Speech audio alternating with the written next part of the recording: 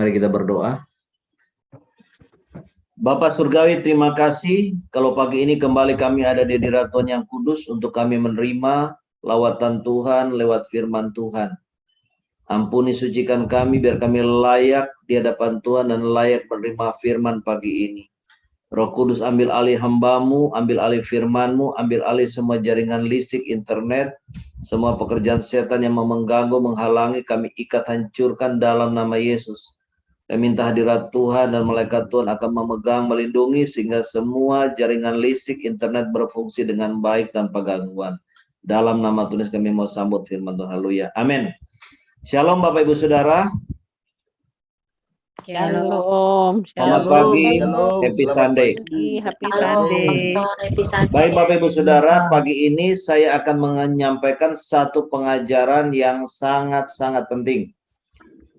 Ya, karena inilah satu pengajaran yang sifatnya basic untuk saudara dan saya diberkati oleh Tuhan. Amin. Yaitu dengan satu tema judul yang Tuhan kasih adalah bendara Tuhan yang baik dan jujur.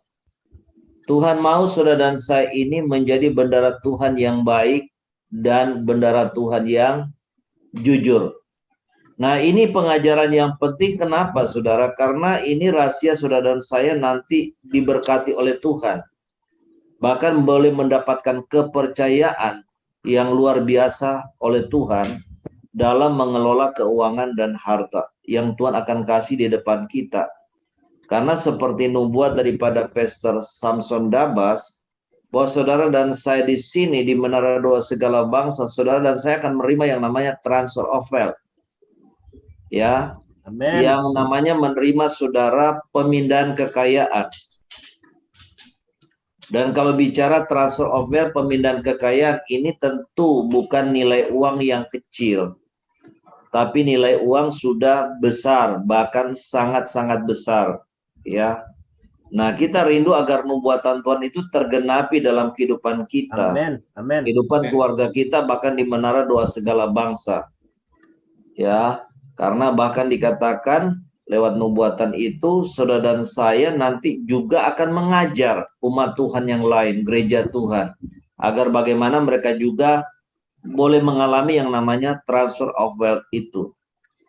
Nah, karena itu saudara, pengajaran yang sekarang ini sangat-sangat penting saudara pahami sebagai satu basic. Ya, gambarannya kalau mau bangun rumah, ini fondasinya yang saudara dan saya harus pahami. Sehingga pada waktu saudara membangun rumah ini, saudara ke atasnya itu ya akan bisa dibangun dengan benar karena kita sudah punya fondasi yang benar. Baik saudara, kita akan buka Lukas pasal 16 ayat 1 sampai 16. Tolong ditampilkan Lukas 16 ayat 1 sampai 16.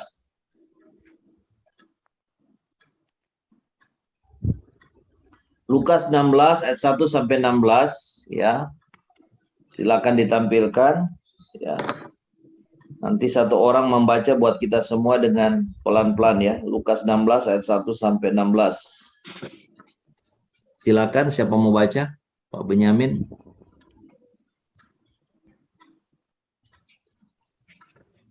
Ya, Lukas pasal 16 ayat 1 sampai 16 saya baca secara cepat. Dan Yesus berkata kepada murid-muridnya, ada seorang kaya yang mempunyai seorang bendahara, kepadanya disampaikan tuduhan bahwa bendahara itu menghamburkan miliknya. Lalu ia memanggil bendahara itu dan berkata kepadanya, apakah yang kudengar tentang engkau? Berilah pertanggungan jawab atas urusanmu, sebab engkau tidak boleh lagi bekerja sebagai bendahara.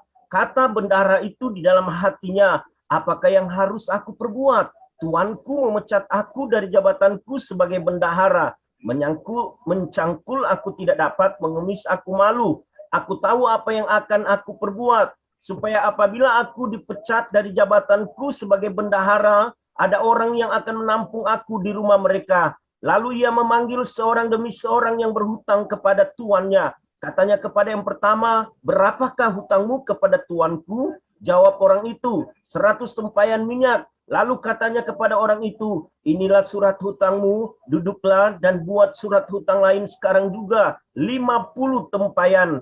Kemudian ia berkata kepada yang kedua, dan berapakah hutangmu? Jawab orang itu, 100 pikul gandum. Katanya kepada orang itu, inilah surat hutangmu, buatlah surat hutang lain 80 pikul. Lalu Tuhan itu memuji bendahara yang tidak jujur itu, karena ia telah bertindak dengan cerdik, sebab anak-anak dunia ini lebih cerdik terhadap sesamanya daripada anak-anak terang. Ayat 9.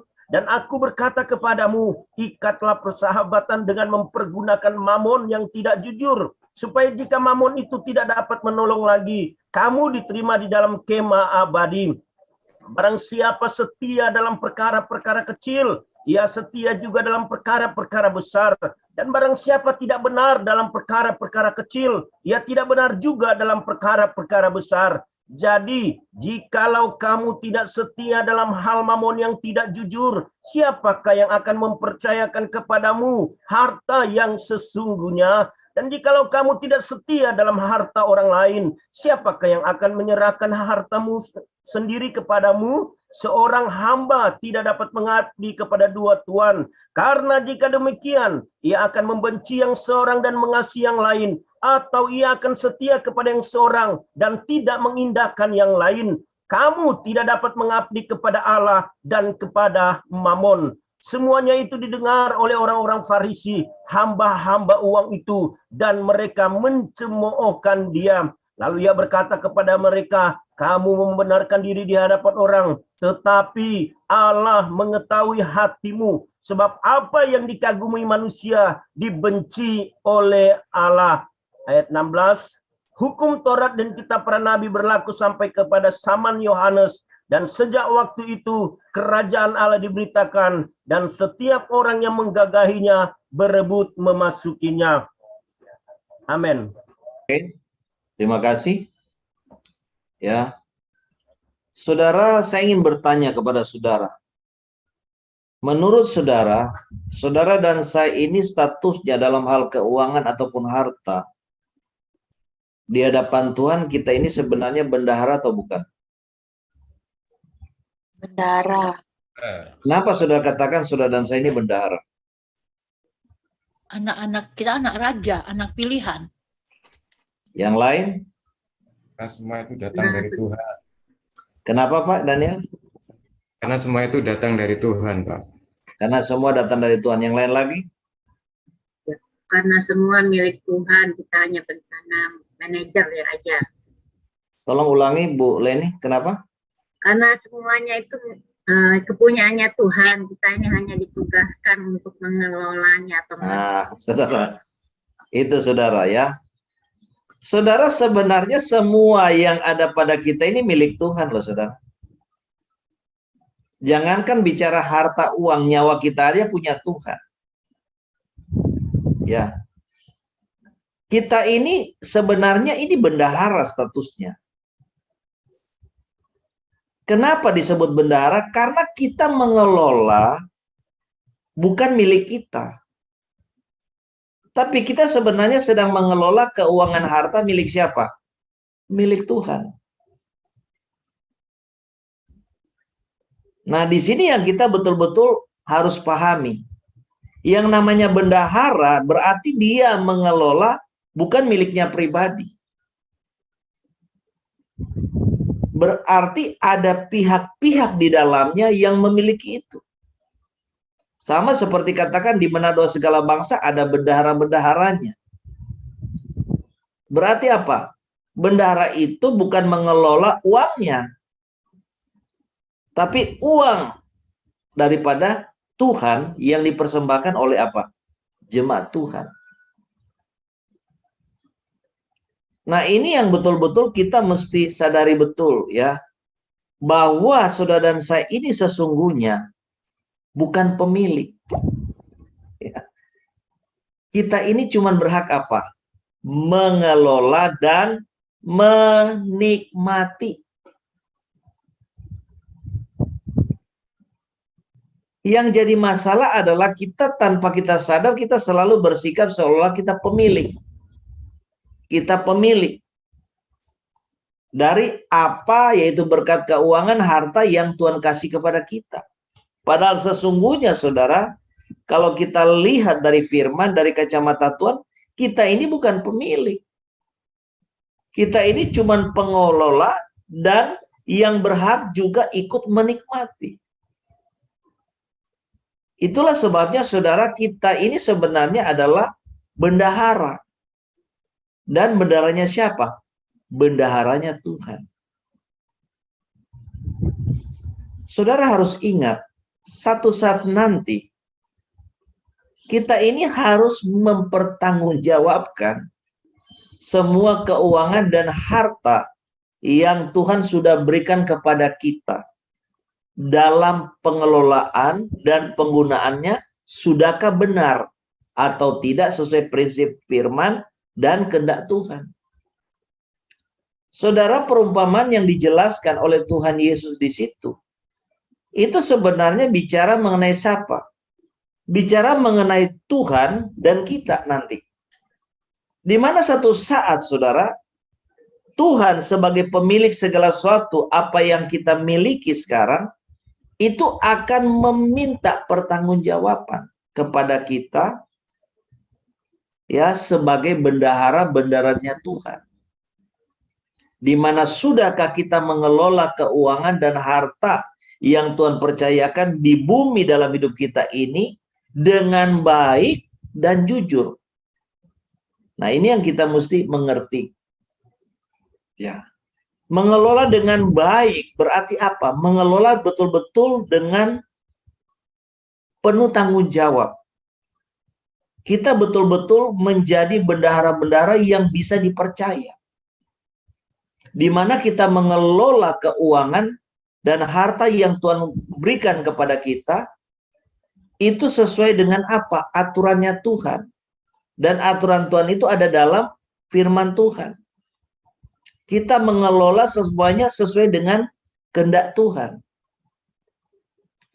Dan saudara, saya percaya saudara, kalau sampai nubuatan keluar daripada hamba Tuhan dari Afrika seperti Pastor Samson Dabas yang tidak kenal kita, saya percaya berarti hari-hari ini dan ke depan saudara-saudara di Menara Doa Segala Bangsa akan menjadi bendahara-bendahara Tuhan yang baik. Amin. Ya. Amin. Saudara akan menjadi bendahara yang bisa dipercaya Tuhan. Amin. Amin. Saudara dan saya akan menjadi bendahara-bendahara yang tanggung jawab. Yes, amin. Kalau Amin. tidak begitu, tidak mungkin membuat janji Tuhan itu keluar, saudara. Karena yang tahu isi hati satu persatu kita di Menara Doa Segala Bangsa, yang tahu Tuhan. Ya, betul Pak. Amin. Amin. Amin. Saya percaya saudara mau belajar taat untuk menjadi bendahara-bendahara Tuhan yang baik, yang bisa dipercaya. Ya tentu, kayak kita katakanlah, di Menara Doa Segala Bangsa ada bendahara-bendahara. Ya pasti Tuhan melalui saya kasih kepercayaan kepada mereka, karena saya tentu percaya mereka bisa dipercaya. Mereka tanggung jawab. Itu pasti saudara. Dalam perusahaan pun sama saudara. Kalau ada orang-orang yang diangkat oleh bos untuk katakan memegang divisi ataupun departemen keuangan, ya memegang akuntingnya, pasti orang itu adalah orang yang dipercaya. Bisa menjadi seorang akunting yang baik dan benar-benar jujur, saudara. Nah, ini. Perumpamaan yang jelas oleh Tuhan Yesus itu sebenarnya sedang berbicara pribadi Tuhan dengan saudara dan saya sebagai bendahara. Di mana satu saat, saudara, Tuhan akan meminta pertanggungjawaban daripada kita. Dan dalam kisah itu kita melihat menarik. Menarik kenapa? Ya, bukan karena dia dipecat. Jangan sampai saudara, Tuhan pecat kita sebagai bendahara. Artinya apa saudara? Kalau Tuhan pecat kita sebagai bendahara, Tuhan kasih berkat keuangan kita tuh pas-pasan. Cuman bisa buat diri kita sendiri, keluarga kita bahkan mungkin masih kurang.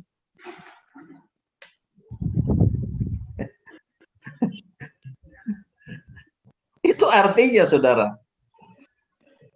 Nah, kalau kita istilahnya mungkin dulu sudah dikasih uang Tuhan yang banyak, ya, tapi karena kita nggak ngerti pengajaran ini, kita jadi bendahara Tuhan yang tidak baik, tidak jujur, sehingga Tuhan pecat. Tuhan pecat artinya apa? Tuhan pretel itu keuangan kita. Sehingga dulu kita kaya, sekarang jadi miskin, jadi melarat. Banyak utang lagi. Itu namanya dipecat dari bendahara, saudara. Itu kasarnya begitu. Saya bicara to the point aja. Kenapa? Karena kita tidak baik, kita nggak jujur gitu. Nah, kita berharap lewat pengajaran ini saudara ngerti, kita semua ngerti, kita sama-sama bertobat, ya. Ya. Karena saya harus akui, saya juga dulu nggak ngerti kebenaran, dia otomatis nggak bisa jadi bendahara yang baik dan jujur. Saya waktu persiapan ini juga, saya juga kaget gitu ya. Karena Tuhan bicara. Ingat baik-baik, saudara dan saya ini bukan pemilik. Kita ini pengolah dan penikmat. Karena satu saat, kita nanti diminta bertanggung jawab oleh Tuhan. Nah, Tuhan mau saudara dan saya ini jadi bendahara Tuhan yang baik, yang tanggung jawab, yang bisa dipercaya, yang cerdik. Karena di situ dikatakan apa, saudara? Dikatakan di situ tuannya ini memuji bendahara yang mau dia pecat ini. Kenapa? Kecerdikannya. Ya, dia ngomong, waduh, bos saya mau pecat saya nih. Jadi petani saya nggak bisa.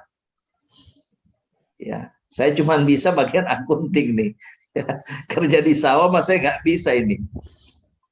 Hanya apa? Dia panggil orang-orang yang berhutang ke bosnya. Ya. Kamu utang berapa? Ya, berapa minyak? Oh, 100 tempayan minyak. Ya. Udah kamu catat aja lah. Tulis 80 tempayan. Ya. Ya. Kamu utang berapa ke bosku? Oh, 100 pikul gandum. Udah catat aja 50 utang kamu. Ya. Dan di sini Tuhan Yesus katakan memuji bendahara yang tidak jujur ini, yang tidak baik ini. Ya, kenapa? Dia pintar. Kalau dia lakukan itu, ini orang-orang kan yang dikasih diskon sama dia kan, tapi bosnya yang dirugikan. Ini kan jadi senang sama dia. Jadi satu saat kalau dia dipecat sama bos, dia bisa kerja sama mereka. Karena dia dianggap berjasa kan.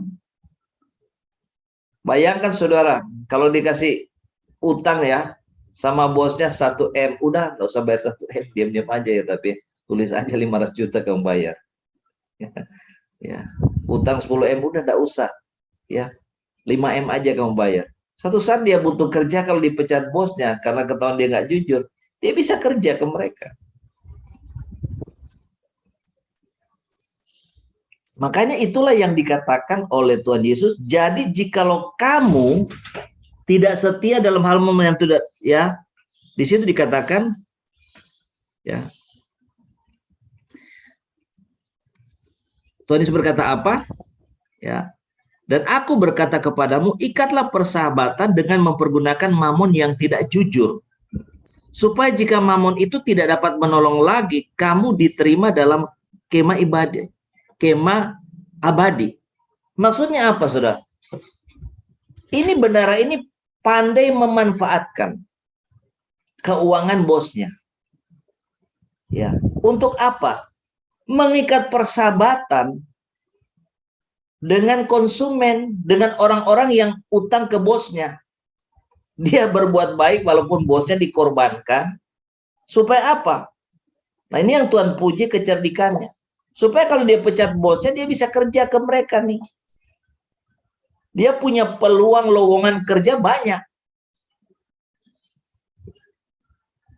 Nah, di sini adalah penekanannya adalah ikatlah persahabatan. Saudara, ternyata Tuhan mau saudara dan saya ini jadi bendahara yang bukan cuma baik, tapi cerdik. Cerdik apa? Memanfaatkan keuangan harta yang ada pada kita untuk mengikat persahabatan dengan banyak orang.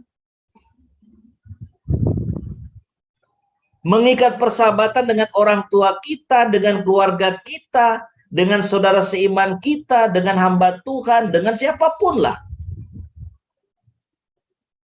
Itu yang dikatakan, ikatlah persahabatan dengan mempergunakan mamon yang tidak jujur. Kenapa dikatakan mamon yang tidak jujur? Uang itu atau harta yang dikatakan mamon di sini, ini spirit, saudara. Ya, cenderung saudara, kita pakai uang itu untuk hal yang salah. Makanya dikatakan mamon yang tidak jujur. Karena itu saudara, kita melihat ada banyak orang, bukan dia yang kuasai uang, tapi uang yang kuasai dia. Uang yang memperbudak dia. Ya, makanya dikatakan mamon yang tidak jujur.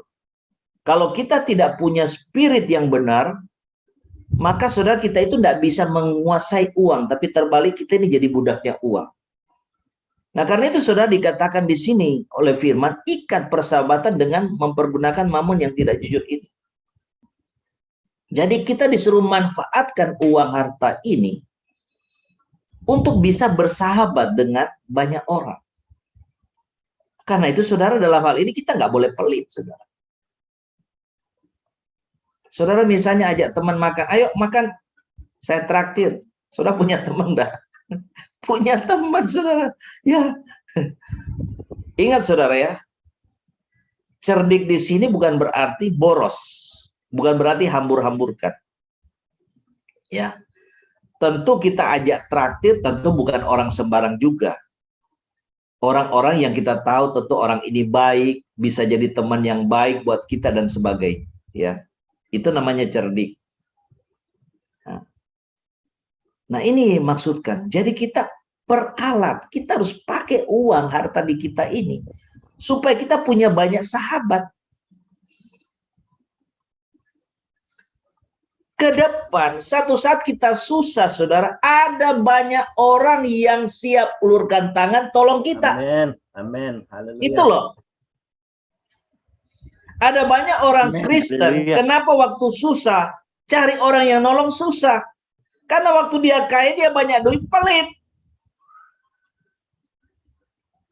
Ke saudara kandung aja dia nggak mau bantu. Ke orang tua aja dia pelit.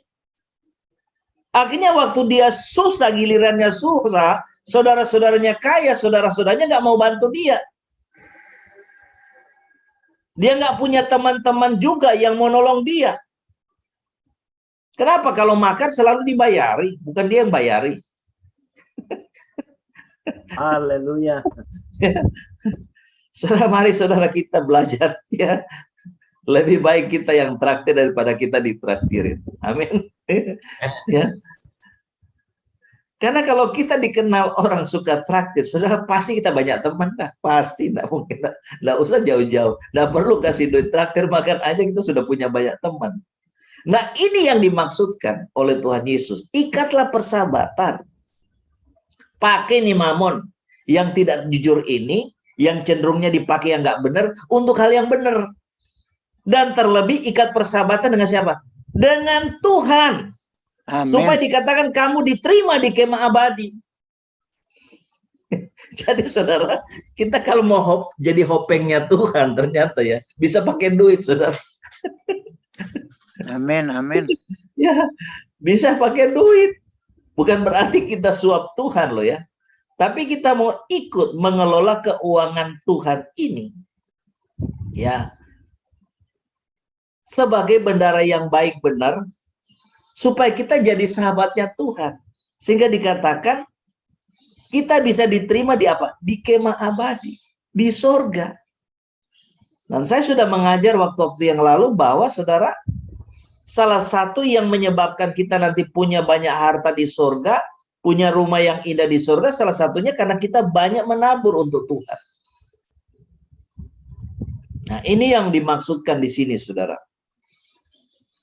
Nah, jadi saudara, ya, kalau kita mau diberkati Tuhan,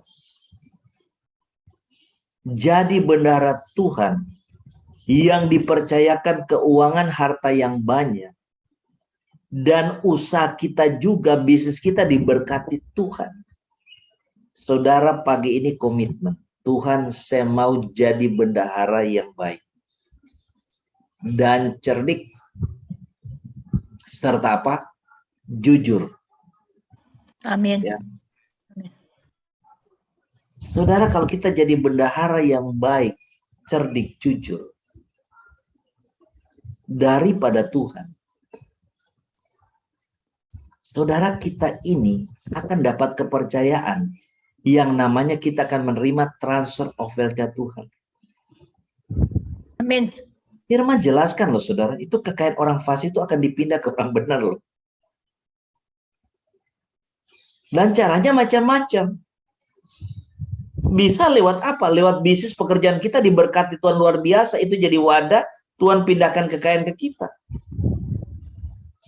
Bagi kita hamba Tuhan seperti saya, ya karena saya kerjanya di ladang Tuhan, melayani orang-orang susah, orang yang membutuhkan, ya ada orang nanti kasih. Saudara mungkin bisa nggak dikasih? Bisa. Saudara dan saya ini punya kesempatan yang sama. Ada orang fasik ngasih berkat buat kita, kasih kekayaan buat kita. Bisa, saudara. Saya ingat dulu kesaksian ya. Kesaksian gembala saya, atasan saya, waktu itu saya wakil, beliau adalah gembala, dia cerita. Karena memang dia sejak muda sudah sungguh-sungguh dengan Tuhan, melayani Tuhan. Dan memang dia berusaha kelola keuangan dengan benar. Waktu itu dia baru umur sekitar 20-an ya. Nah, waktu dia tinggal di kampung itu, saudara, dia kenal dengan satu orang Pak Haji. Aneh, saudara. Dia cerita, Pak Haji ini memang kenal dia gitu ya, karena kayak bertetangga lah. Ini Haji ini kaya. Satu saat Pak Haji panggil dia, Nyonyo, kamu ke rumah ya. Ada apa Pak Haji? Ya kamu ke rumah. Saudara, apa yang terjadi di rumah? Pak Haji bilang, Pak Haji buka bungkusan, saudara. Bungkusan itu dibungkus pakai apa? Pakai serbet gitu loh. Serbet dibuka. Dia kaget. Loh, itu mas-masan batangan, saudara. Pak Haji ngomong apa? Nyonyo, ini mendingan aku kasih sama kamu. Loh, Pak Haji kan punya anak. Kalau ini saya kasih ke anak saya, habis. Nggak ada jejaknya. Lebih baik saya kasih ke kamu. Ini bisa berkembang. Ini bisa memberkati banyak orang. Ini Pak Haji bisa mikir gini. Kalau saya kasih harta mas ini ke anak saya, hilang. Dia akan pakai foya-foya habis. Tapi kalau saya kasih ke kamu, lebih bermanfaat.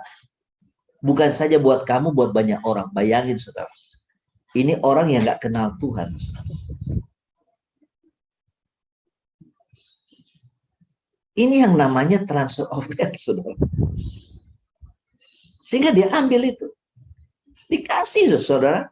Mas batangan. Saya lupa dia cerita berapa kilo waktu itu terima.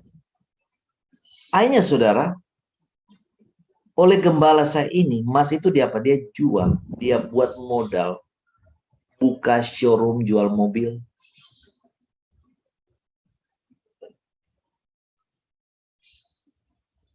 Buka showroom mobil, jualan mobil. Dari pemberian orang fasik. Nah, itu saudara yang Tuhan akan kerjakan dalam kehidupan saudara dan saya ke depan. Amin. Ya, haleluya. Amin. Amin. Amin. Saya diceritai teman saya hamba Tuhan di mana dia dengar kesaksian ada satu pengusaha yang bersaksi. Dia terus terang aja itu bangkrut lah. Punya utang banyak. Ya, dia punya utang di bank itu sekitar 20 eman lebih lah. Dan dia mesti bayar. Stres berat. Dia doa, saudara. Doa puasa. Doa puasa 40 hari. Belum ada mujizat. Akhirnya dia tambah doa puasa 3 hari.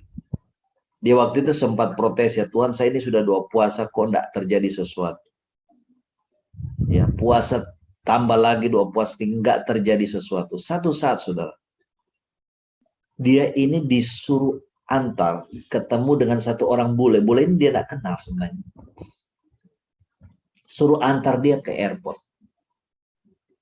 Ya, saya lupa itu airport apa waktu itu. Ya, airport Jakarta apa Juanda, saya lupa ya. Nah, dia antarlah bule ini ke airport. Nah, bule ini memang lagi tenteng kresek, saudara. Lagi tenteng kresek, ya, besar gitu ya. Udah. Begitu dia antar, ya, tunggu di depan, biasa kan di apa airport itu kan di ini depan ya. Nah, sambil duduk-duduk, sudah. Begitu sudah mau waktu mau berangkat, mau boarding pass, bule ini langsung pamit. Oke, terima kasih ya. Sudah antar saya ke sini. Ini titip buat kamu deh. Dia kasih kantong kresek itu ke pengusaha yang nganter itu, yang lagi stres. Nah, itu kresek itu, saudara, itu kresek besar dibungkus kertas koran. Nah, bulenya udah masuk, dia lihat, ini bule ini nggak tahu diri. Udah diantar gratis, nggak pakai bayar. Ini yang bawa sampah ya, buang sendiri. Kan di situ airport kan ada tong sampah. Kok pakai kasih ke saya suruh ini ambil.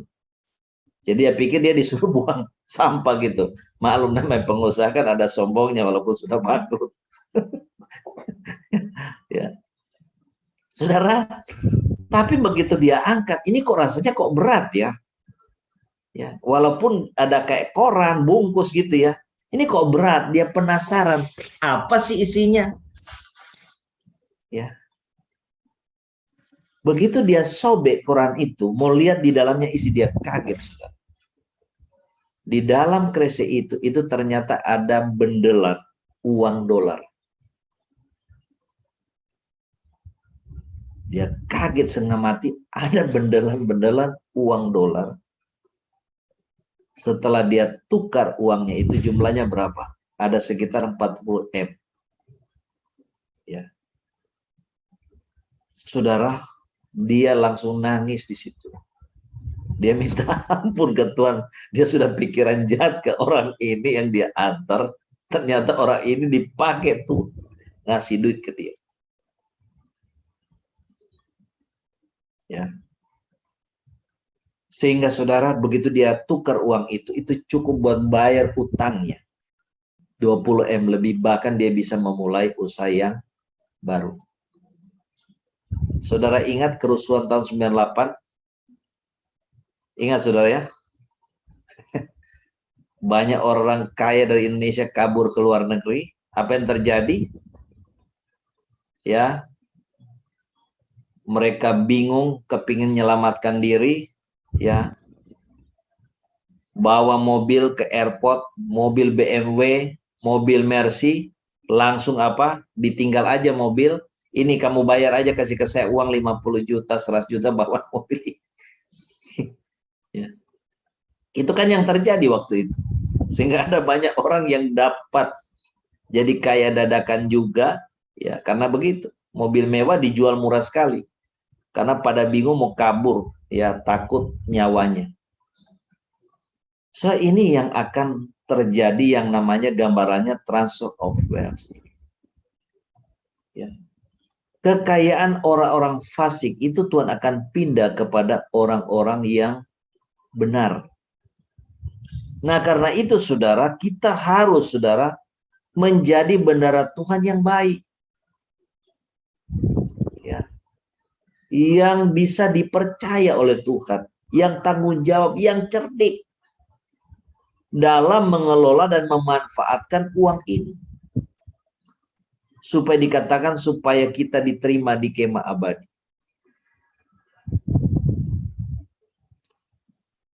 Kita saudara dipercayakan Tuhan dan dikatakan sebagai bendahara Tuhan. Kenapa? Karena kita bukan mengelola milik kita sebenarnya. ada milik pihak-pihak lain yang sebenarnya Tuhan sedang titipkan kepada kita. Saudara dan saya ini cuma pengelola dan penikmat. Kita bukan pemilik, saudara. Amin. Haleluya. Nah, saudara, kenapa saudara penting sekali buat saudara dan saya ini untuk jadi bendahara yang baik dan jujur. Jadi bendahara yang cerdik. Nah, saudara perhatikan di situ dikatakan, dalam firman jelas saudara berbicara bahwa kita harus jadi bendahara yang bisa dipercaya dan jujur dalam mengelola keuangan yang dipercayakan Tuhan kepada kita, maupun yang dipercayakan oleh orang lain bagi kita mungkin yang bekerja dalam satu perusahaan. Karena saudara akan mendapatkan itu satu keuntungan yang besar. Nah, keuntungan apa, berkat apa saudara dan saya akan terima kalau kita jadi bendahara yang jujur, yang cerdik dan baik ini. Saudara perhatikan ayat yang ke Lukas 16 ayat 12. Lukas 16 ayat 12 itu katakan apa dalam pembacaan tadi? Dan jikalau kamu tidak setia dalam harta orang lain, siapakah yang akan menyerahkan hartamu sendiri kepadamu? Perhatikan kalimat. Jikalau kamu tidak setia dalam harta orang lain, siapakah yang akan menyerahkan hartamu sendiri kepadamu? Saudara, kalau kita ternyata jadi bendahara yang tidak jujur, ini akibatnya apa, saudara? Kita nggak akan terima hak kita. Kita nggak akan terima berkat kita. Berkat kita ini tertahan. Dikatakan orang lain ini tidak bisa kasih apa yang jadi hak kita. Nah, ini berbicara apa? Tuhan. Kalau kita jadi bendahara yang jujur, ya, jujur itu berarti saudara tidak boleh ada penyimpangan dalam kita mengelola keuangan itu. Dalam mendistribusikan keuangan itu tidak boleh salah. Sampai hal kecil pun, 1 rupiah pun katakanlah harus jujur. Sesuai aturannya Tuhan. Nah, kalau saudara dan saya jadi bendahara yang baik, yang jujur, kita itu akan menerima hak berkat keuangan dan harta kita dengan benar. Karena masih ada sesungguhnya hak berkat keuangan kita, harta kita belum kita terima semua. Saya mau katakan keuangan yang saat ini saudara miliki, harta yang saudara sekarang ini miliki, ini saudara belum terima penuh. Masih dikit nih yang saudara dan saya terima. Nah, bagaimana supaya berkat keuangan itu Tuhan lepas? Saudara ini sudah dikasih kunci surga loh. Ya, untuk ambil berkat-berkat saudara dan saya di surga. Amin. Amin. Supaya surga itu benar-benar bisa lepas. Nah, ini saudara. Kita harus komit jadi bendahara Tuhan. Yang baik. Yang cerdik dalam memanfaatkan keuangan ini. Dan yang jujur. Supaya berkat kita ini dilepas, saudara. Dilepas. Yang kita minta, kita dapat.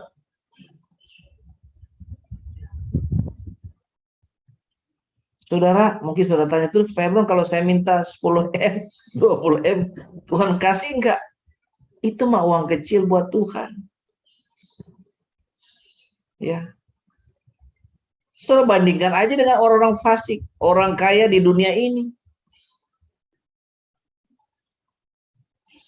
Kalau mereka bisa ngelola uang sampai triliunan, masa kita anak Tuhan tidak bisa? Tuhan bisa kasih? Bisa. Jadi kalau minta uang 10M, 20M, itu uang kecil. Bagi kerajaan Allah itu uang kecil, uang receh, saudara. Ingat, saudara dan saya ini warga kerajaan Allah loh, saudara. Warga kerajaan Allah. Ya. Haleluya. Amin. Amin, Pak. Seisi dunia ini dengan kekayaan itu milik kerajaan Allah. Amin. Amin. Amin. Masalahnya kita anak-anak Tuhan, kita warga kerajaan, tapi kita hidup secara duniawi, sehingga sebenarnya harta milik kerajaan Allah yang kelola, yang pegang malah orang fasik. Ini nggak benar, ini nggak boleh, harus pindah. Amin. Amin. Harus pindah kepada kita, Amin. harus Amin. pindah kepada Amin, Nabi amin, Tuhan, amin. harus pindah kepada gereja Tuhan, harus pindah kepada orang benar. Amin. Salahnya kita orang benar ini belum siap. Ya, ampuni aku Tuhan, ampuni. Kita harus siap jadi pengelola. Amin. Penikmat saja, biar kepemilikan itu sepenuhnya Tuhan. Yes, amin. Dan kita mau ikut aturan Tuhan, mengatur, mengelola itu. Ini kan sangat mengenaskan gitu, sangat malang kan. Kita cuman gigit jari, nonton orang fasik, kok duitnya banyak ya, kok hidupnya enak ya. Sedangkan kita mau makan aja susah, gambaran seperti itu. Gambarannya saudara, ya kita ini sedang hidup dalam satu kerajaan, ya.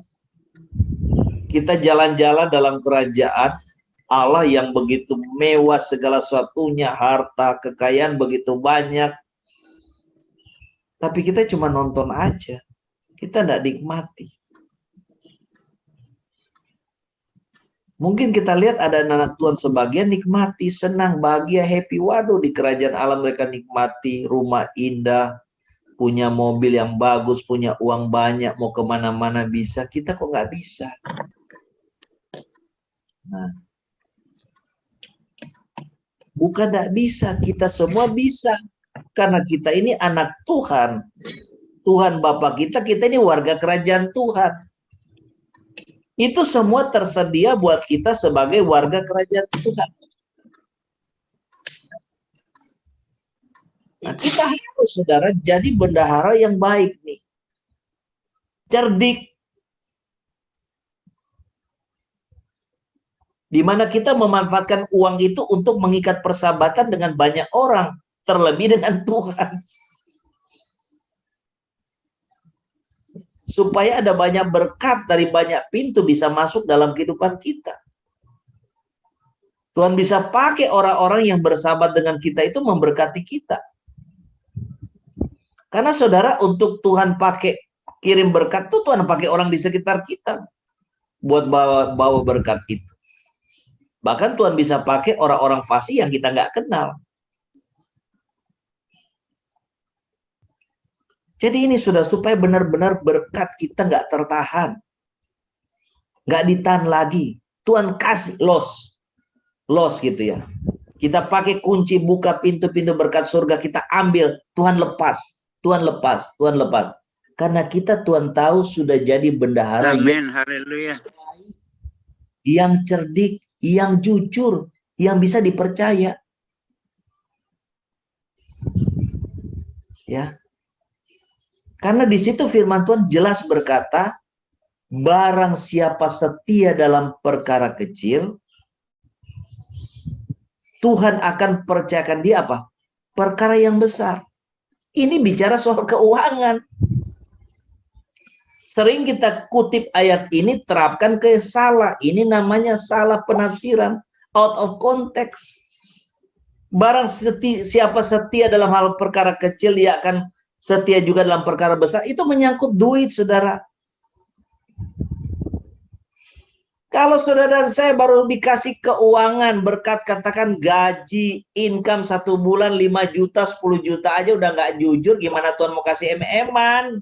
Itu loh maksudnya. Haleluya. 5 juta aja udah nggak jujur. Gimana mau harap bisa dikasih uang em-eman sama Tuhan? Nggak bisa. Mari kita bertobat, mari kita komitmen, Tuhan, saya mau menjadi bendahara Tuhan. Yang baik, yang cerdik, yang jujur. Sampai hal kecil. Supaya apa? Saudara dipercayakan Tuhan jadi bendahara yang besar. Di mana saudara dan saya diberikan keuangan berkat yang apa? Yang limpah oleh Tuhan. Makanya dikatakan, jikalau kamu tidak setia dalam harta orang lain, siapakah yang akan menyerahkan hartamu sendiri kepadamu? Jadi kalau kita nggak jujur, itu Tidak bisa kita terima.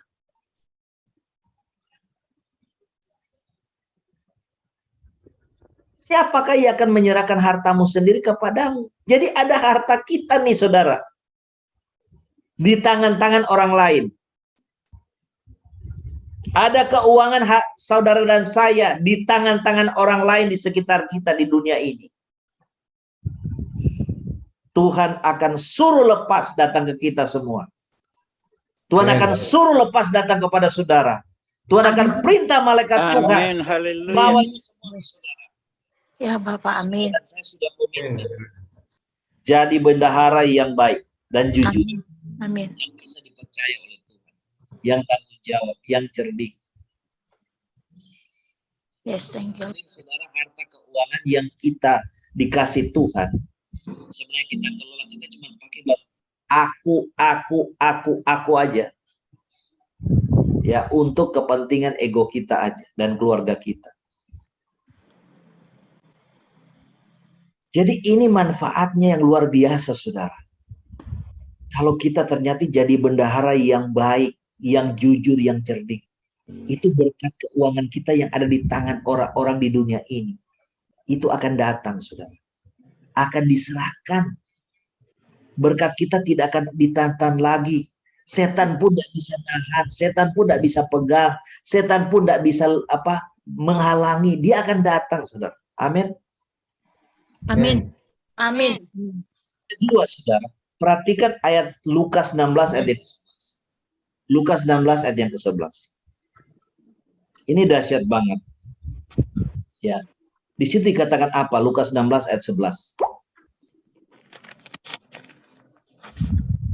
Jadi jikalau kamu tidak setia dalam hal mamon yang tidak jujur, siapakah yang akan mempercayakan kepadamu harta yang apa?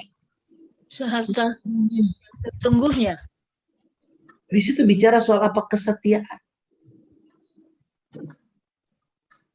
Jadi kita bukan hanya jujur kadang-kadang. Ya. Kadang-kadang juga tidak jujur. Jadi mesti setia dalam hal mengelola keuangan ini. Jujur itu bukan cuman kadang-kadang jujur, lebih banyak nggak jujurnya, nggak boleh. Ini bicara setia. Sekarang saya jujur, kelola keuangan yang kecil ini yang milik Tuhan. Besok seterusnya sampai kita mati pun kita mau tetap setia dalam hal kejujuran ini. Itu dahsyatnya apa, saudara? Jikalau kamu tidak setia dalam hal mamon yang tidak jujur, siapakah yang akan mempercayakan kepadamu harta yang sesungguhnya? Jadi kalau kita benar-benar setia dalam hal kejujuran, jadi bendahara yang benar-benar setia dalam kejujuran, saudara dan saya ini mau dikasih harta yang sesungguhnya. Ini bicara harta yang sesungguhnya, ini harta yang besar banget. Kalau orang Jawa bilang, besar banget. Amin. Besar sekali. Amin. Amin. Jadi jangan main-main loh, saudara. Kalau nubuatan keluar, saudara dan saya akan terima transfer of wealth. Bahkan kita akan dipakai untuk mengajar umat Tuhan yang lain bagaimana mereka terima transfer of wealth. Ini Tuhan lagi serius sama kita. Yes, thank you Lord. Apalagi kalau nubuat itu bicara spesifik itu. Nah, saya selalu memperhatikan nubuat-nubuat daripada hamba Tuhan menyangkut menara doa segala bangsa. Tentu kalau pribadi saya perhatikan, tapi juga untuk menara doa segala bangsa saya perhatikan. Dan saya sebagai pemimpin mengajak semua gembala dan penatua, bahkan semua saudara, kita harus respon. Dan saya tahu firman Tuhan, Haleluya. kasih salah satu bentuk respon atas nubuatan itu. Agar kita menjadi bendahara Tuhan yang baik, yang tanggung jawab, yang bisa dipercaya, yang cerdik, yang jujur. Amin. Kita mau komitmen dalam kejujuran. Dari uang kecil, dari harta yang sedikit yang Tuhan percayakan. Supaya apa? Tuhan bisa kasih kepada kita harta yang sesungguhnya. Jumlah keuangan yang sesungguhnya yang Tuhan memang sudah rencanakan mau percayakan kepada kita, kita bisa terima itu. Amin. Saudara dan saya bisa terima. Kalau sekarang ini kan saudara dan saya masih dapat transferan dari orang nggak kenal, kan nilainya kecil. Ya, nilainya kecil. Ya. Ke depan itu akan jadi besar. Karena Tuhan mau kasih yang sesungguhnya. Amin. Ya. Kalau sudah bisa sesungguhnya, itu sudah bicara warisan. Bu Shirley Yohana, Tuhan mau kasih warisannya berapa yang sesungguhnya. Bu Selma, Tuhan mau kasih berapa yang sesungguhnya. Bu Cuy Kim, berapa yang sesungguhnya. Pak Chandra Lati, berapa yang sesungguhnya. Bu Leli, berapa yang sesungguhnya. Amin. Pak Joni yang di Amerika, berapa yang sesungguhnya. Tuhan mau kasih totalannya yang benar. Jumlah yang sesungguhnya. Nah ini saudara, kita betul-betul makanya harus komitmen sungguh-sungguh untuk jadi bendahara Tuhan yang benar dan jujur. Amin. Amin. Amin. Tuhan memberkati. Makanya saudara, kita sudah diperingatkan Tuhan di dalam firman yang kita baca itu apa, saudara? Ya, yang jadi penghalang kita ini, sering kita ini nggak bisa jadi bendahara Tuhan yang baik, yang jujur. Kenapa? Ya, saudara perhatikan, saudara, di dalam ayat yang ke-13 dan ya 13. Silakan buka Lukas 16 ayat 13 itu. Ya. Silakan siapa membaca? Lukas 16 ayat 13. Ya, seorang hamba tidak dapat mengabdi kepada dua tuan. Karena jika demikian, ia akan membenci yang seorang dan mengasihi yang lain. Atau ia akan setia kepada yang seorang dan tidak mengindahkan yang lain. Kamu tidak dapat mengabdi kepada Allah dan kepada Mammon. Nah, Amin. ini yang sering saudara jadi penghalang saudara dan saya nggak bisa menjadi bendahara yang baik dan jujur. Dengan segala keuangan harta yang Tuhan percayakan kepada kita sebagai pengelola dan penikmat. Karena hati kita melekat dengan apa? Dengan mamon. Hati kita cinta uang.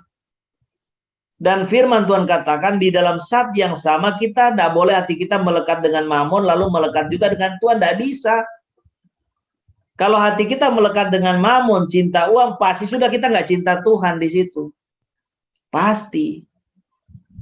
Tapi kalau hati saudara dan saya melekat cinta Tuhan, pasti saudara tidak akan cinta mamon. Mamon saudara akan manfaatkan melayani Tuhan. Mamon saudara akan pakai untuk mempermuliakan Tuhan. Tahu dari mana Pak Ebron hati saya masih melekat cinta dengan mamon?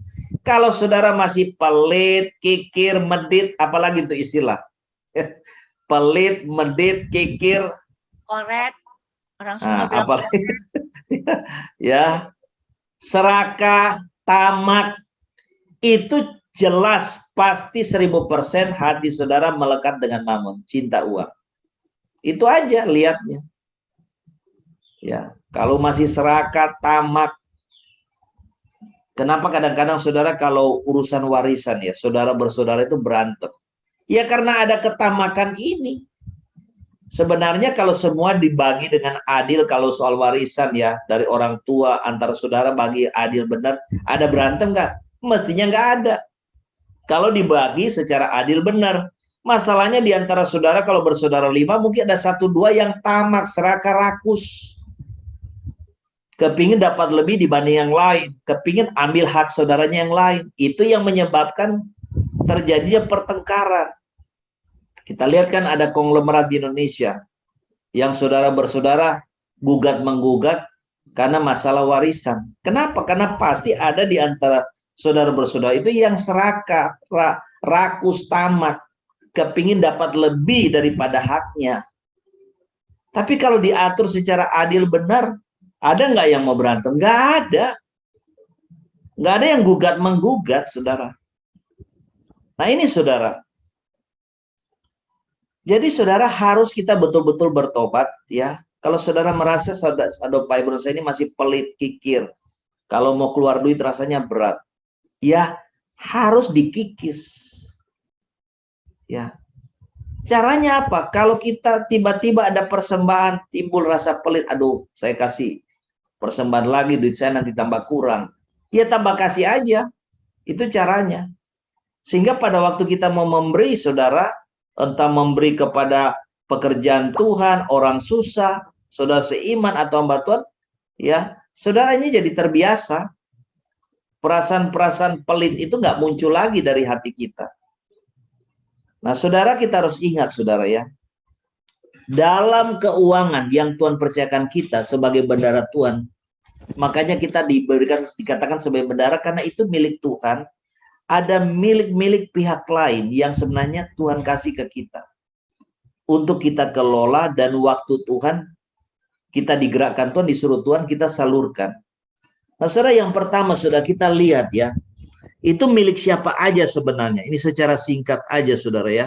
Saya ingin sampaikan kepada saudara, di dalam keuangan yang Tuhan percayakan ke kita. Jadi saudara, kalau saudara terima gaji, ya saudara bisnis, saudara dapat keuntungan, ingat, kita dikatakan bendahara itu karena ada pihak-pihak lain yang punya uang di kita itu yang Tuhan titipkan ke kita. Untuk kita kelola, kita salurkan. Yang pertama, saudara, yang ada di kita itu milik siapa? Matius 22 ayat 21. Matius 22 ayat 21, tolong baca. Ya. Matius 22 ayat 21, dengan cepat ya. Matius 22 ayat 21, jawab mereka, gambar dan tulisan Kaisar. Lalu kata Yesus kepada mereka, berikanlah kepada Kaisar apa yang wajib kamu berikan kepada Kaisar, dan kepada Allah apa yang wajib kamu berikan kepada Allah. Amin. Ya.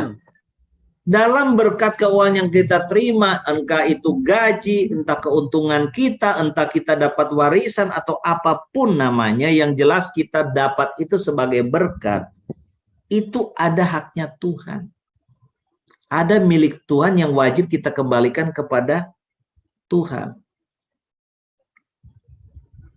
Kedua, saudara, ada yang jadi hak sesama kita. Ya.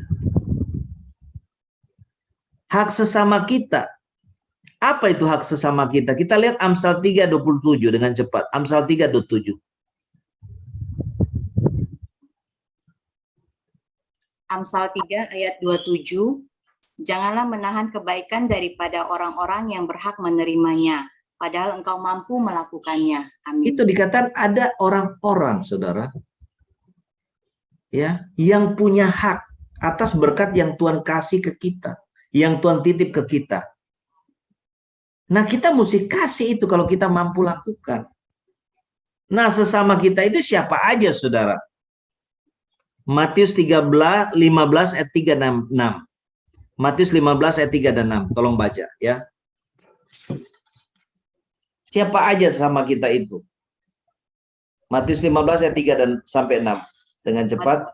Matius 15 ayat 3 sampai 6. Tetapi jawab Yesus kepada mereka, mengapa kamu pun melanggar perintah Allah demi adat istiadat nenek moyangmu? Sebab Allah berfirman, hormatilah ayahmu dan ibumu, dan lagi siapa yang mengutuki ayahnya atau ibunya pasti dihukum mati.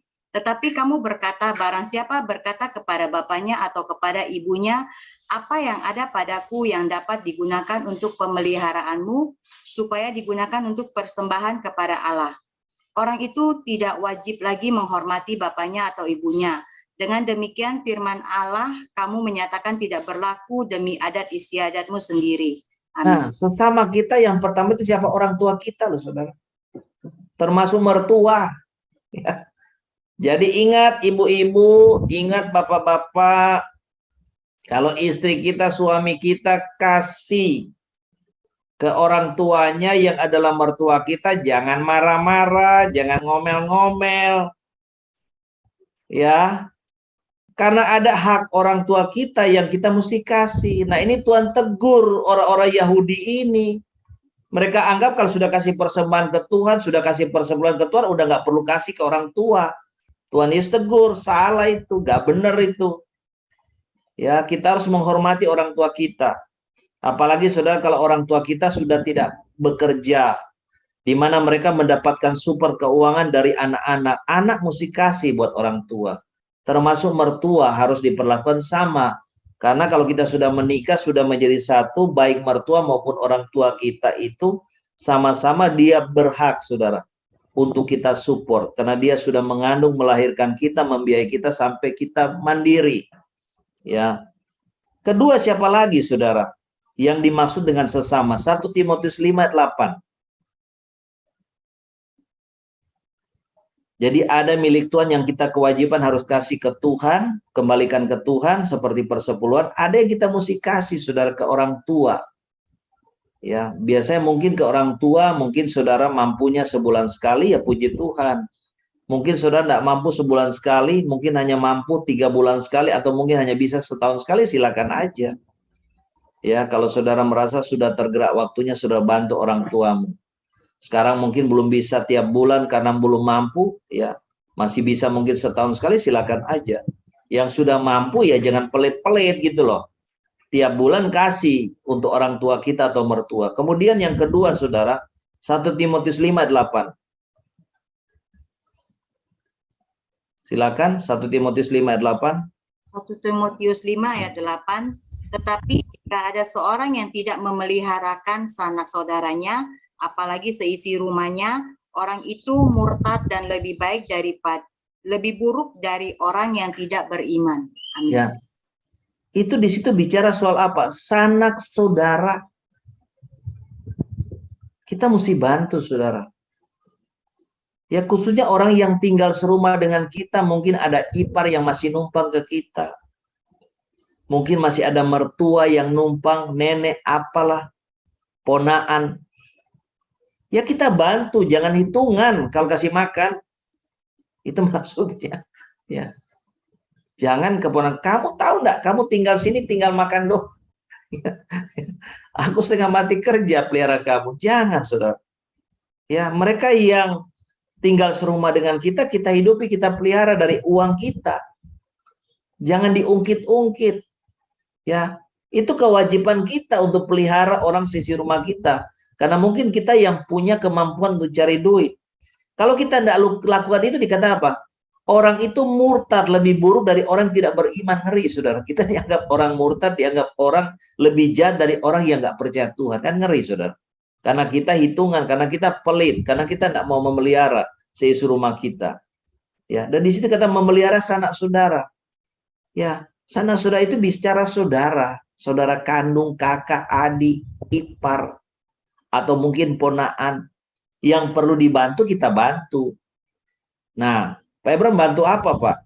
Contoh misalnya saudaramu misalnya kepin jalan-jalan ke Eropa, terus minta di duit ke kalian. Karena saudaranya kaya, satu-satu diminta duit. Minta dong duit, saya mau jalan-jalan ke Eropa nih. Ya minta bantu dong 50 juta, minta bantu dong 100 juta. Kasih nggak, saudara?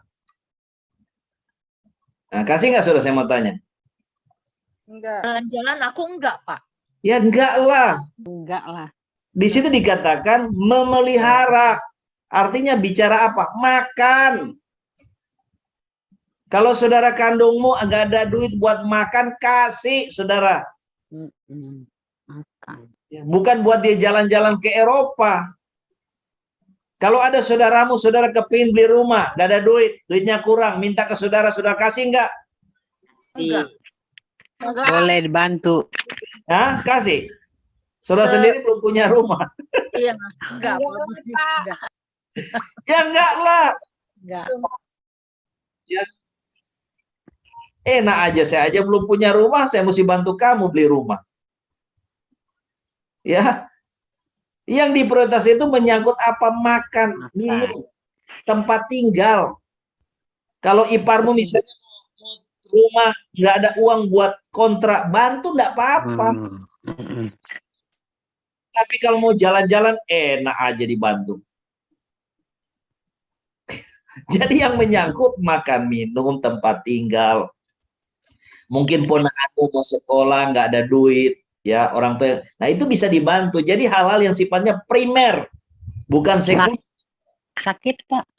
Nah sakit juga tuh. Sakit. Mertua misalnya sakit, nggak ada duit ke rumah sakit atau saudaramu. Nah itu dibantu. Itu konteks memelihara.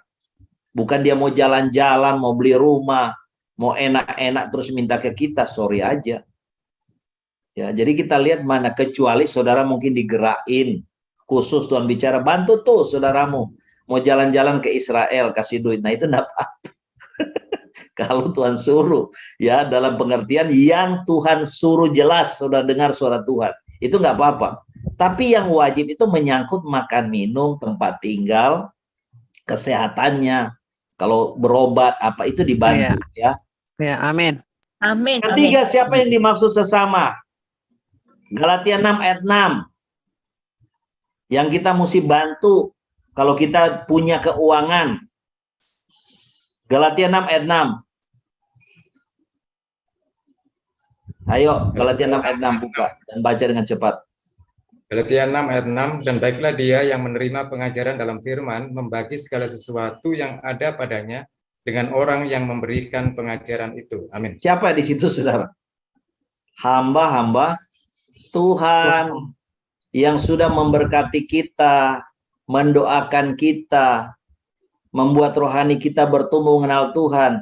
Kita Amin. mesti apa? Bantu. Di situ dikatakan membagi bahkan apa? Segala sesuatu yang ada padanya. Jadi nggak main-main. Makanya jangan heran kadang-kadang ada hamba Tuhan dikasih mobil, ya dikasih rumah, dikasih uang miliaran. Itu jangan heran. Karena memang firman seperti ini, membagi segala sesuatu.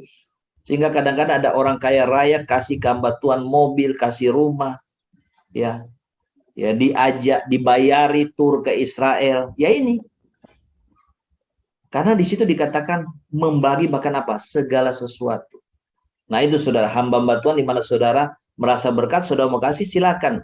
Siapa lagi yang dimaksud sesama? Galatia 6 ayat 9 sampai 10. Galatia 6 ayat 9 sampai 10. Pak, Galatia 6 ayat 9. Janganlah kita jemu-jemu berbuat baik, karena apabila sudah datang waktunya, kita akan menuai jika kita tidak menjadi lemah. Ayat 10, karena itu selama masih ada kesempatan bagi kita, marilah kita berbuat baik kepada semua orang, tetapi terutama kepada kawan-kawan kita seiman. Amin. Nah, sesama kita siapa? Bukan cuma saudara kandung, kerabat, tapi saudara seiman. Saya bersyukur saudara di mana doa segala bangsa ini, saudara ini melakukan ini. Ada orang-orang yang hubungi saya, Pak Ebron, ini saya tergerak mau ngasih berkat ke si A, ke si B. Boleh nggak Pak Ebron? Boleh dong. Karena firman ini saya tahu isinya. Kecuali saya nggak tahu, oh nggak bisa. Ya. Amin. Boleh, ya prosedurnya yang benar. Tangan kanan kasih, tangan kiri nggak boleh tahu. Jadi ditransfer ke kas Menara Doa Segala Bangsa. Nanti mendaharak transfer tuh ke orang yang saudara seiman mau bantu di Menara Doa Segala Bangsa. Nanti buktinya dikirim balik ke saudara. Ya. Jadi semuanya transparan gitu ya. Nah, boleh ya. Ya ini karena selama kita mesti bantu dikatakan terutama saudara-saudara apa? Kawan-kawan kita seiman. Ya ini yang dimaksud sesama. Kemudian saudara, yang dimaksud juga sesama siapa? Baca Roma 12 ayat 20 21 yang kita disuruh bantu pakai duit loh. Roma 12 ayat 20 sampai 21 baca. Suruh baca ini bisa kaget lah. Roma 12, 20, 21. Tetapi jika seterumu lapar, berilah dia makan. Jika ia haus, berilah dia minum. Dengan berbuat demikian, kamu menumpukkan bara api di atas kepalanya. Janganlah kamu kalah terhadap kejahatan, tetapi kalahkanlah kejahatan dengan kebaikan. Ya sudah, bahkan kita disuruh bantu siapa? Musuh. Jadi nggak main-main loh, saudara. Ini kalau kita mau ikut jadi anak terang, ya begini, saudara. Musuh pun kita kasih makan. Kasih makan kan pakai duit, saudara. Makanya sudah kalau ada orang benci-benci kita, kalau dia ulang tahun, kasih tuh kado ulang tahun tuh. Nantilah berubah. Kalau perlu kasih angpau. Udah. Kenapa itu firman ngomong? Ya, uang itu punya kuasa. Ya, uang itu jawaban segalanya. Jadi itu Saudara. Jadi bahkan dikatakan musuh pun kita disuruh bantu, kasih makan.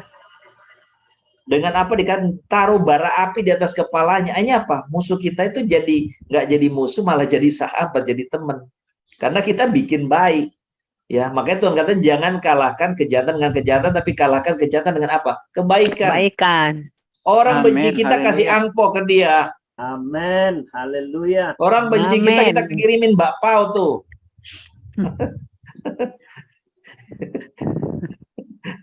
Nah ini saudara ya. Nah ini saudara ya. Kalau kita mau jadi bendahara yang baik, jujur ya begini saudara. Ya. Jadi bukan cuma kasih. Jadi saudara ingat ya. Kalau istrimu kasih duit ke saudaranya, itu kita suami jangan marah-marah. Sebaliknya juga, hai istri-istri, kalau suamimu kasih duit ke saudaranya, iparmu, karena dia butuh buat makan, jangan ngomel-ngomel, marah-marah. Enak aja kamu cari duit, kasih ke saudara-saudaramu. Kan istri kan banyak model begitu. Baca firman istri, biar ngerti. Ya, kita mesti bantu kalau saudara-saudara kita yang mau makan aja susah.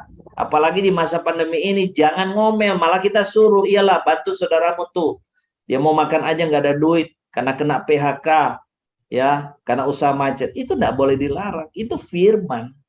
Supaya apa? Berkat kita tidak ditahan-tahan, bisa datang. Ya, Amin. Amin. datang saudara, dan kita dapat berkat yang sesungguhnya. Ya, amin. Amin. Amin. Kita sih masalahnya sudah senang dengan yang Amin, amin, amin, haleluya. kita punya uang, kita punya harta segini, mah kita sudah senang-senang kayak anak kecil baru dapat mainan baru. Saudara yang ada di saudara dan saya ini masih terlalu sedikit, masih terlalu kecil dengan yang Tuhan mau kasih. Makanya saudara kita harus benar. Kemudian yang dimaksud sesama itu siapa? Pemerintah. Berikanlah kepada Tuhan apa yang menjadi hak Tuhan, berikan kepada kaisar apa jadi milik kaisar. Itulah yang namanya Amin. pajak. Ada. Bayar pajak, saudara. Ya, kita orang Kristen mesti bayar pajak, saudara. Kalau kita sudah mampu. Nah, itu loh. Jangan gelapkan pajak, saudara ya. Kita dikatakan firman harus jujur ya. Kasih aja ke pemerintah apa yang memang jadi hak pemerintah, hak negara. Karena itu kan untuk kembali ke masyarakat juga untuk pembangunan. Kemudian ada berkat yang menjadi hak kita sendiri yang kita bisa apa? Nikmati. Kalau saudara lihat gini, waduh Pak Ebron banyak sekali ternyata ya yang kita mesti tabur sebenarnya. Benar saudara, banyak. Banyak lagi, bukan cuma banyak, banyak. Banyak pos-posnya. Berarti kita ini jadi sinterklas, ya memang. Tuhan Yesus aja jadi sinterklas, saudara jadi sinterklas. Tapi ingat, kalau kita jadi sinterklasnya Tuhan, bukan berarti uang kita tambah habis. Kita jadi tambah miskin, tambah kaya. Amin. Amin. Kaya. Amin. Amin. Firman Tuhan katakan ada Amin, orang haleluya. yang hemat, tambah apa? Tambah kekurangan. Tapi ada yang menyebar harta, tambah apa? Tambah Tambah kaya. kaya. Di mana tuh Pak Benyamin alamatnya? Tangerang. Kita bacain kitab Amsal. Ya. Tapi bukan salah gunain saudara. Ya, menyebar harta sesuai apa? Sesuai prinsip firman, sesuai kehendak Tuhan. Bukan diboros-borosin, bukan difoya-foyain. Amin. Pasal berapa tuh? Ya. Ada orang yang menghemat tambah kekurangan, ada orang yang nyebar harta. Amsal 10, Pak, Amsal 11 ayat 24. Nah, tolong dibukain tuh Pak Benyamin. Kita Ya. baca bersama-sama Amsal supaya 11 saudara dan saya calon-calon konglomerat. Calon-calon orang kaya. Ya. Amsal 11 sama 24 dan 25 ya, Pak. Amsal 11, Amsal 11. ayat 24 sama 25.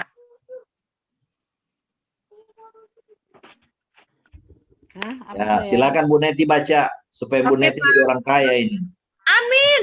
Amin. Aku mau memberkati orang miskin, Pak. Amsal 11 ayat 24. Firman Tuhan, ada yang menyebar Ada yang harta, menyebar harta, tetapi bertambah banyak, bertambah kaya. Ada yang menghemat yang secara menghemat luar biasa, namun selalu berkekurangan.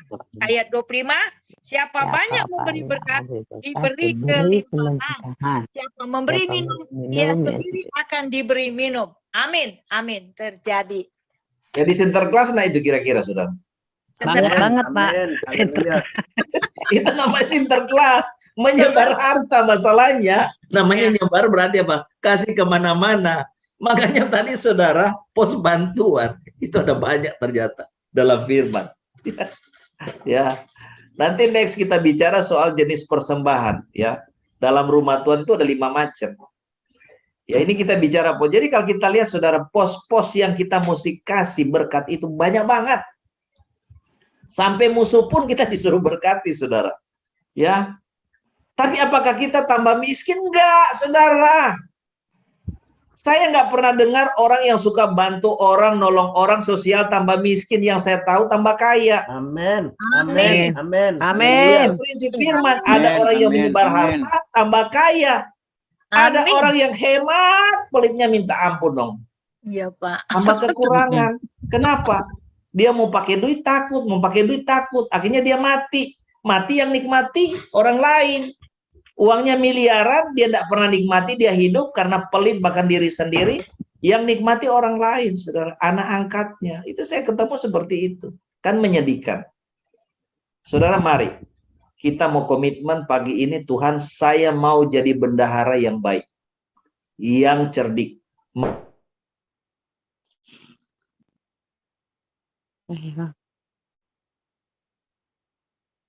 Banyak teman, banyak sahabat, bahkan memanfaatkan sehingga kita dapat berkat yang sesungguhnya.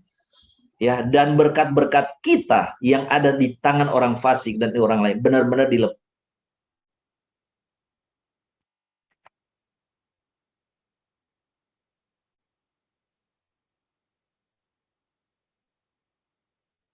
Kembali bertemu dengan Tuhan. Bukan saja di dunia ini kita nikmati, di surga kita nikmati. Kenapa? Karena semua yang kita tabur itu tidak pernah hilang. Kembali ke diri kita, kembali ke keluarga kita, bahkan kembali kemana? Ke surga. Itu adalah investasi untuk rumah kita, untuk harta kita yang banyak. Amin. Amin. Mari Saudara, kita ambil waktu, kita tenang di hadapan Tuhan, kita renungkan firman ini dan kita akan berdoa.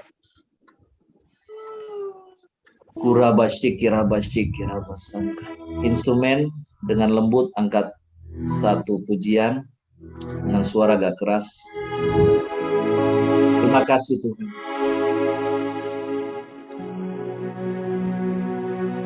Terima kasih Roh Kudus. Kalau pagi ini Engkau sadarkan bahwa kami hanyalah bendahara. Kami bukan pemilik uang dan harta. Keluarga kami pun bukan pemilik uang dan harta. Pemilik dan uang dan harta yang ada pada kami Tuhan. Kami hanyalah pengelola ya Tuhan. Kami hanya bendahara-bendahara Tuhan. Sadarkan kami bahwa kami bendahara. Dan Tuhan mau kami menjadi bendahara-bendahara yang baik, yang bisa dipercaya. Yang bertanggung jawab dan yang cerdik. Memanfaatkan keuangan, harta, untuk kami punya banyak sahabat. Supaya orang tua, saudara-saudara kandung kami, ipar kami, orang di sekitar kami, yang minta pertolongan kami dengan memanfaatkan uang, boleh menjadi sahabat-sahabat kami. Bahkan terlebih daripada itu, Tuhan jadi sahabat kami. Sehingga kami diterima di kemah abadi, itulah di surga. Karena kami percaya apa yang kami tabur tak pernah hilang Tuhan. Itu akan kembali kepada diri kami dan keluarga kami. Bahkan itu akan pindah sebagai investasi kami di surga. Kami punya rumah yang indah di surga. Kami punya banyak harta di surga. Bapa, kami berdoa pagi ini. Tuhan berbicara, meteraikan. Firman ingatkan kami, bahwa kalau kami menyebar harta, kami akan bertambah kaya. Tapi tentu kami menyebar harta bukan dengan pemborosan, bukan dengan sembrono, dengan asal-asalan ataupun untuk foya-foya. Tapi sesuai dengan prinsip firman dan tuntunan kehendak Roh Kudus, kehendak Tuhan. Biar kami menyebar dengan benar dan tepat, sehingga semua taburan kami jatuh ke tempat yang subur. Dia berakar, dia bertumbuh, bahkan berbuah 30, 60, bahkan 100 kali ganda.